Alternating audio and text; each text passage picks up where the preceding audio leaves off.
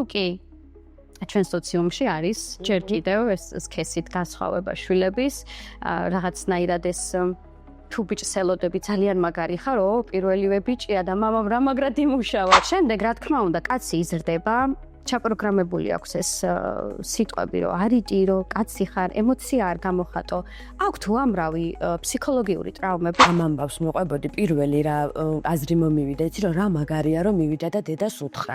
იმიტომ რომ აი გარშემო ყოველთვის ის პრობლემაა და აი არ ვიცი, ძალიან ცუდ შედეგებამდე მივყავართ ხოლმე იმას, რომ შვილი არ ეუბნება დედას და მამას, რომ აი ეს რაღაცა ბულინგის ფაქტი შეემთხვა და მერე იქ იწყება საშინელებები. აი ეს ფრაზა რომ ბავშვი არის ოჯახის სარკე, ეს არის 100%-ით სიმართლე. ქუჩა უნდა იცოდეს კი, ოღონდ უნდა იცოდეს ყველა დედა და მამა რომ ესე ფიქრობდეს ჩვენ საზოგადოებაში, მე ვფიქრობ ახლა ბოლო დროს გახმაურებული საშინელი ზუსტად ეხლა არ მივდოთ რაღაც და ძმაესენებინა, იმიტომ რომ ისეთია ნეული ძალიან, მაგრამ ალბათ აი ეს რო იყოს რომ მშობლები ესაუბრებოდნენ შვილებს აი ამ აგრესიაზე, ბულინგზე და რა თქმა უნდა გახსნილი ურთიერთობა მსგავსი შემთხვევები ნაკლები იქნებოდა. ბიჭებს განსაკუთრებით საქართველოში ზრდიან რომ აი ყველაფერს მისმაგივრად აკეთებენ ოჯახში. რაღაც დოზით კაცს, როდესაც ცოლი მოყავს, ამ ცოლში ხედავს დედას.